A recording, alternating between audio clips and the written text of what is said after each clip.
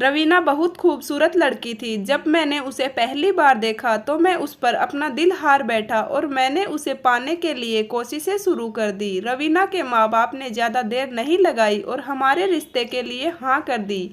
मगर रवीना की कुछ शर्तें थी जो मुझे बाद में मालूम हुई। पहली शर्त तो यह थी कि शादी के फंक्शन सुबह होगा।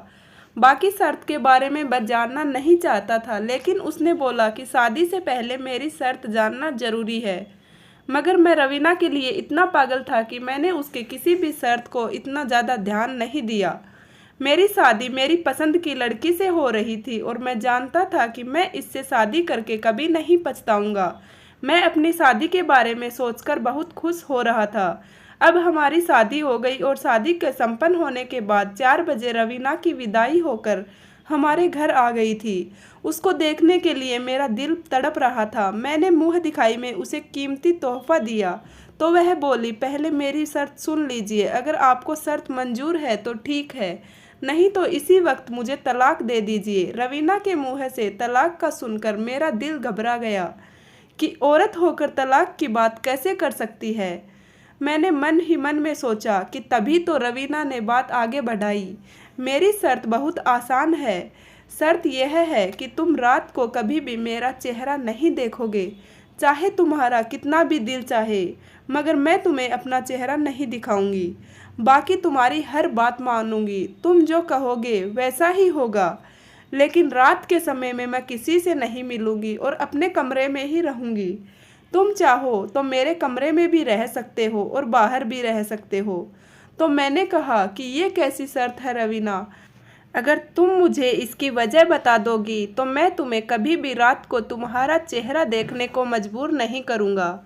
मैंने सोचा रवीना मजाक में ये सब बोल रही है, पर वह तो सीरियस थी। बोली कि अगर तुमने रात को मेरा चेहरा देखा तो मैं सुबह तुमसे तलाक ले लूँगी। मैं बहुत उदास हो गया और बोला कि तुम जैसी सुंदर लड़की मिल जाना ही मेरे लिए किस्मत की बात है। तुम जैसे कहोगी मुझे मंजूर है। यह एक जज्बाती कदम था और मुझे शादी के पहले हफ्ते ही मालूम हो गया था कि उसकी शर्त की कीमत चुकाना कितना मुश्किल है। मैं जब भी बाहर जाता तो रवीना मेरे साथ नहीं होती थी। धीरे धीरे सभी बोलने लगे कि राजेश की बीबी रात को बाहर नहीं निकलती। कुछ लोगों ने तो उसे रवीना की शराफत समझा और कुछ लोग उसके बारे में अलग अलग बातें बोलने लगे। लेकिन मैं इस बात से बहुत तंग आ गया था। एक हफ्ता निकल गया। रवीना ने अजीब हरकत शुरू कर दी। उसने हमारे कमरे का बल्ब उतारकर बाहर फेंक दिया। मैंने कहा, रवीना ये क्या हरकत है? तो बोली कि कहीं गलती के रात के वक्त तुम लाइट ना जला दो और मेरा चेहरा ना देख लो। उसकी बात सुनकर मेरा शक बढ़ता जा रहा था। आखिर उसके चेहरे में ऐसा क्या है जो रात के वक्त नहीं देख सकता? लेकिन मैं मेरे वादे पर अटल था। उस रात मैंने देखा कि रवीना बहुत बेचैन थी। वह बार बार अंदर बाहर जाती और अपने मुंह पर हाथ रख रही थी। मैं समझ नहीं पा रहा था कि माजरा क्या है। उस वक्त मैंने कुछ नहीं कहा, लेकिन मैं जान गया कि इसकी बेचैन होने की कोई वजह है। वह हर वक्त किसी का इंतजार करती रहती है। उसकी निगाहें फ़ोन पर टिकी रहती है और फ़ोन आते ही हल्की आवाज़ में बात करती है। मुझे उस पर कोई शक नहीं था तो कभी उसका फ़ोन सुनने की नहीं सोची। लेकिन एक दिन ऐसे ही मैंने फ़ोन देख लिया तो देखा कि वह किसी और फ़ोन पर बात करती है। यह उसके मायके वालों का नंबर नहीं था, बल्कि वह किसी और आदमी से बात करती थी। मुझे तो ये पता था कि वह किसी आदमी से बात करती है, लेकिन मैंने सोचा था कि इसके घर का कोई आदमी होगा। और अब मेरा चैन सुकून सब लुट गया। मैंने सोचा कि अब मैं पूरी रात बात का पता करूंगा और जल्दी ही रवीना का चेहरा भी रात के वक्त देखूंगा ताकि मुझे कुछ बात का पता चल सके। एक दिन मैं थोड़ा जल्दी घर आ गया। उस समय रवीना टहल रही थी और बेचैन लग रही थी। मुझे देखकर वो चौंक कर बोली, आप इस वक्त? आप तो रात को आते हो, आप जल्दी क्यों आ गए? मुझे उसकी हैरानी देखकर गुस्सा आ गया। मैं बोला, क्यों, तुम मेरे पीछे से ऐसा क्या करती हो? वो बोली, नहीं नहीं, ऐसी कोई बात नहीं है। उसी वक्त दरवाजे पर बेल बजी। मैंने शक की नज़रों से रवीना को देखा। रवीना घबरा गई। मैंने दरवाज़ा खोला तो एक आदमी खड़ा था जो पुलिस की वर्दी में था, जो कि मेरा ही एक दोस्त निकला। हमारी पुरानी दोस्ती थी, लेकिन कई सालों से मिले नहीं थे। अब और उसकी जॉब यहीं पास में थी, लेकिन मिलने का मौका नहीं मिला। मैं सोच रहा था कि इसे मेरे घर का पता कैसे चला, क्योंकि मैंने अपना घर बदल लिया था। खैर, हम एक दूसरे से बात करने लगे, लेकिन मेरे दिमाग में यही चल रहा था कि रवीना मेरे दोस्त इंस्पेक्टर का इंतज़ार क्यों कर रही थी। वह मेरा दोस्त निकला, इसलिए मेरे से मिलने का बहाना बना लिया। अब बात कुछ कुछ मेरी समझ में आ गई थी। अब मैं जानना चाहता था कि इनके बीच क्या चल रहा है, इसलिए मैंने रवीना पर ज़्यादा शक करना छोड़ दिया। मेरे दिल की बात मैं दिल में ही रखता। एक दिन मैंने सोचा कि अगर मेरी पत्नी मुझे धोखा दे रही है तो मैं इसके साथ बहुत बुरा करूँगा, और अपनी शादी के बारे में सोचने लगा।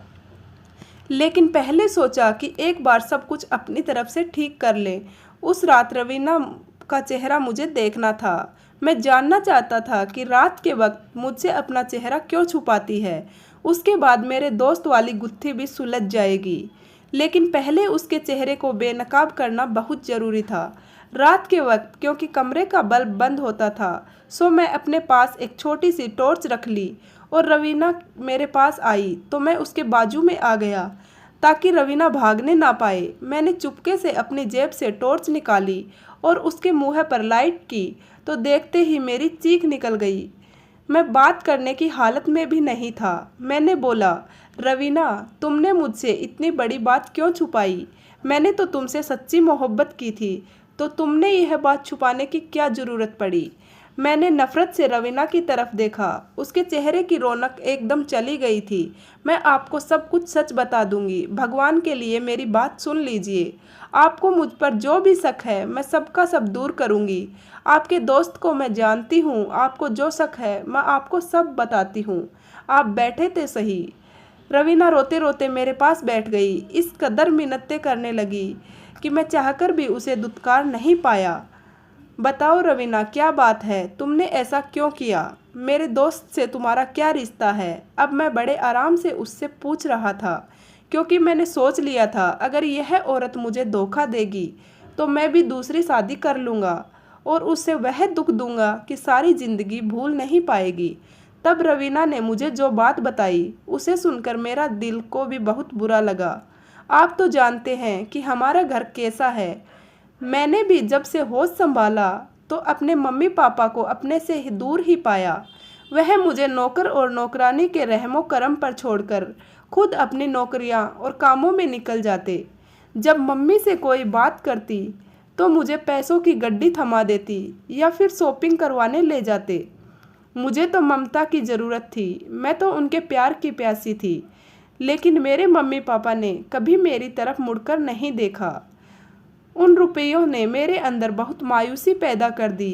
पहले तो मैं अपने नौकर और नौकरानी उनसे दोस्ती करती, मगर फिर जब वह एहसास हुआ कि वह तो सिर्फ मेरे पैसों की अहमियत को समझते हैं, मेरे जज्बातों की कदर नहीं करते, तो मैंने नौकर और नौकरानी से बातचीत करना छोड़ दिया। अब मैं बहुत मायूस हो गई थी। मेरी माँ ने मुझे कभी ऑफिस आने की इजाज़त नहीं दी थी। हमेशा यही कहती कि मेरे ऑफिस आने से पहले मुझे बता देना, क्योंकि मेरे 1000 काम होते हैं, मैं तुमसे बात नहीं कर पाऊँगी। पापा अपने काम में बिजी रहते, मगर उस वक्त मेरा दिल बहुत मजबूर था। मैं उदास थी। सोचा अगर मम्मी को फ़ोन करूँगी तो देर हो जाएगी। मैंने गाड़ी निकाली और मम्मी के ऑफिस चली गई, मगर जैसे ही ऑफिस के दरवाजे से अंदर घुसी तो अंदर का मंजर देख मेरा दिल बुझ गया। मैं अपनी मम्मी के बारे में ऐसा कभी नहीं सोचती थी, मगर मेरी मम्मी इस कदर हो चुकी थी, वह अपने शर्मो हया को भी भूल चुकी थी। एक लम्हे ने मेरे अंदर बगावत पैदा कर दी। मुझे उन औरतों से सख्त नफरत महसूस हुई जो लोगों को भलाई के पाठ पढ़ाती हैं, और खुद उनका किरदार किस कदर भयानक होता है यह कोई भी नहीं सोच सकता। मम्मी से नफ़रत हुई तो मेरी शख्सियत भी बदल गई। मैं नाइट क्लब में जाने लगी। मैं ऐसे बनकर जाती कि हर कोई मेरी तरफ खिंचा चला आता। लेकिन मैं उस समय खुश नहीं थी, मगर फिर भी ना जाने क्यों मेरे को तसल्ली मिलती थी कि मैंने अपनी माँ से बदला ले लिया था, लेकिन मैं खुद को नुकसान पहुँचा रही थी। अब मैं देर रात तक घर से बाहर रहती। मम्मी पापा को कोई खबर नहीं थी कि उनकी बेटी क्या कर रही है, और मैं इन सब चीज़ों में बिल्कुल डूब चुकी थी। एक रात मैंने इस कदर नशा कर लिया था कि ऐसे वक्त में लड़कियां अपनी इज्जत खो बैठती हैं। मगर उस मामले में मैं खुशकिस्मत कि सुबह जब मेरी आंख खुली तो धड़कते दिल के साथ अपने पहलू में देखा तो बिस्तर पर कोई नहीं था। मैं अकेले कमरे में लेटी हुई थी। कमरे की सजावट से अंदाजा हो रहा था किसी मजहब इंसान का रिहायशी कमरा है। फिर वह लड़का मेरे सामने आया तो वाकई मेरा ख्याल सच साबित हुआ। उसके चेहरे पर दाढ़ी सजी थी जबकि वह एक नौजवान लग रहा था। मुझे देखकर उसने नज़रें नीची कर ली और कहने लगा, कल रात से मैं अपनी एक मजबूरी की वजह से नाइट क्लब गया था। वहाँ पर मुझे कुछ काम था। वहाँ मैंने आपको बेहोश पाया तो आपका ख्याल करते हुए अपने घर ले आया। उम्मीद है कि आप ठीक होंगी। चलो मैं आपको आपके घर छोड़ देता हूँ। उस लड़के पर मुझे बहुत गुस्सा आया। फिर उसका हुलिया ही कुछ ऐसा था कि मुझे इससे और भी नफ़रत महसूस होने लगी। उस दिन तो वह मुझे घर छोड़कर चला गया। मुझे उससे बिल्कुल भी कोई हमदर्दी ना थी, ना ही मैंने उसका शुक्रिया अदा किया। वजह शायद उसका हुलिया था जिसने मेरी माँ ने हमेशा नफ़रत की और मेरे ऐसे ही नफ़रत मेरे भी दिल में उन दाढ़ी वालों के लिए मौजूद थी। मगर उस आदमी ने मेरा पीछा नहीं छोड़ा। वह मुझे बार बार कहता कि मैं तुमसे बहुत मोहब्बत करता हूँ और मेरे पीछे पीछे आता। मेरी सहेलियों ने जब यह बात देखी तो वह बोली कि तुम उससे अपना पीछा क्यों नहीं छुड़वा लेती। यह तो हर वक्त तुम्हारे पीछे आता है, तुम्हें तंग करता है। अगर ऐसा ही रहा तो बाकी लड़के तुमसे डरना शुरू हो जाएंगे। तुम उसका हुलिया तो देखो कितना खतरनाक लगता है। अपनी सहेलियों की बात सुनकर मैंने उस लड़के को सबक सिखाने का सोचा।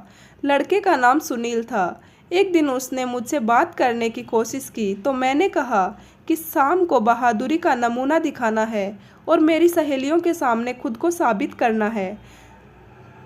तब वह आ सकता है कि तुम्हारा काम बन जाए। मेरी बात सुनकर वह बहुत खुश हुआ और अगली रात जब वह नाइट क्लब से निकल रही थी तो वह मुझे मेरे सामने से ही दिखाई दिया। उसकी नज़रें झुकी हुई थी। वह मेरी मोहब्बत में वहाँ आया था। मैंने पुलिस को बता रखा था कि एक आदमी रोज़ाना मुझे परेशान करता है। मैंने इसी वक्त कॉल मिलाई और पुलिस से 2 मिनट के फैसले में चलकर हमारे साथ आ गई। उन्होंने लड़के को हथकड़ियाँ लगाई और पुलिस गाड़ी में बैठाकर ले गई। मैं अपनी सहेलियों के साथ खिलखिलाकर हंसने लगी। मुझे अंदाज़ा नहीं था कि वह इस कदर बेवकूफ़ निकलेगा। उसको थाने पहुंचाकर मेरे दिल को सुकून पहुंचा। मगर फिर अगले दिन सहेलियों के भड़काने पर उसकी हालत मालूम करने मैं थाने चली गई। मगर थाने में पहुंचकर देखा तो पुलिस वालों ने मार मार कर उसका हुलिया खराब कर दिया था। वह बहुत बुरा लग रहा था। चेहरे पर खून के निशान थे। आंखों के पास चोट लगी हुई थी। आंखें सूजी हुई थी। उसे देखकर मुझे अफसोस हुआ कि उसकी आंखों में मोटे मोटे आंसू थे। मुझे देखकर उसने आसमान की तरफ देखा और बोला, मैंने अपना मामला भगवान पर छोड़ दिया है। खुदा करे तुम्हारी रातें कभी सुकून वाली ना हो। उसने बद्दुआ दी, लेकिन मैंने किसी परेशानी का इजहार नहीं किया। तकरीबन सुबह के 8:30 बज रहे थे जब मैं अपनी सहेलियों से मिलने गई थी। हम लोगों की आदत थी कि हम लोग सारी रात जागते और दिन के वक्त सोते थे, क्योंकि इस बात की तो मेरे माँ बाप को कोई परवाह नहीं थी। लेकिन उस दिन मैं शाम को सोकर उठी तो मुझे अपने चेहरे पर जलन महसूस हुई। फिर मुझे लगा कि शायद गर्मी की वजह से ऐसा हो रहा होगा, लेकिन यह जलन बढ़ती ही जा रही थी। यहाँ तक कि रात के 8 बजे अपना चेहरा देखा तो दानों से भरा हुआ था। चेहरा देखकर मेरी चीख निकल गई। मुझे अपना चेहरा देखकर रोना आ रहा था। सुबह के वक्त तो मैं सोई हुई थी। सोचा कि उसी वक्त अस्पताल चलती हूँ, डॉक्टर से दवा लेकर आऊँगी ताकि इस मुसीबत से जल्दी मेरा पीछा छूट जाए। उस वक्त से डॉक्टर ने मुझे एक दवाई दी जिसे लगाने के बाद मुझे कुछ आराम महसूस हुआ और सुबह होते ही मेरे सारे दाने खत्म हो गए। मैंने भगवान से प्रार्थना की, लेकिन अगली रात फिर वैसा ही हुआ। शाम के वक्त मेरे चेहरे पर ऐसे दाने निकलते और किसी से भी मेरा बात करना मुश्किल हो गया।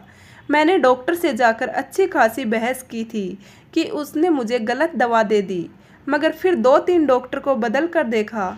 उसके बाद मालूम हो गया कि यह मेरी बीमारी है। इतनी आसानी से मेरा पीछा नहीं छोड़ने वाली। जितना भी समझ रही हूँ उसके बाद मैंने क्या क्या नहीं किया, मगर यह दाने ख़त्म होने का नाम ही नहीं ले रहे थे। मुझे उस लड़के की बद्दुआ लग गई थी। भगवान ना जाने अब वह किस हाल में होगा। मैं चाहती हूँ कि वह मुझे एक बार मिले और मैं उससे माफ़ी मांग लूँ। रवीना की बात सुनकर मैं बिल्कुल हक्का बक्का रह गया। रवीना इस कदर तेज़ लड़की होगी मैं कभी सोच भी नहीं सकता था। शक्ल सूरत से मासूम सी लग रही थी। फिर उसकी उम्र भी कम साल 21 साल की होगी। उस वक्त मुझे एहसास हुआ कि मासूमियत का ताल्लुक उम्र से नहीं होता। मैंने कई औरतें ऐसी देखी हैं जो 40 की उम्र में भी इतनी सादा ही रहती हैं जितनी कोई 18 साल की लड़की भी नहीं होती। मगर अपनी बीवी की ज़ुबान से उसकी यह कहानी सुनकर मेरा दिल बुझ गया।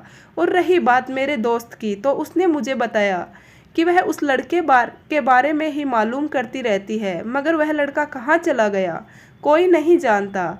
अब मेरे दोस्त की यकीन दिलाने पर भी मैं रवीना की बात मान गया था, मगर मुझे उस पर पूरा शक होता था कि मैं उस पर पहले की तरह कभी एतबार नहीं कर पाया। और रात को मैं उसका चेहरा नहीं देख पाता तो अजीब सा अधूरापन महसूस होता। दिल चाहता कि दूसरी शादी करूं, मगर फिर रवीना की हालत देखकर सोचता हूँ कि उस समय उसका क्या कसूर है। जो होना था वह तो हो ही गया, मगर अब रवीना ने अपनी ज़िंदगी को बदल लिया है। मेरे ख्याल में उसे उसके बीते हुए कल की सज़ा मिल गई है। आप लोगों को क्या लगता है? क्या मैं यह सही सोच रहा हूँ या गलत? मुझे कोई और फैसला लेना चाहिए। उम्मीद करती हूँ ये कहानी आपको पसंद आई होगी। कहानी के बारे में आपकी क्या राय है कमेंट करके ज़रूर बताना। अगर कहानी पसंद आई हो तो वीडियो को लाइक करें और चैनल को सब्सक्राइब करें। पूरा वीडियो देखने के लिए आपका बहुत बहुत धन्यवाद।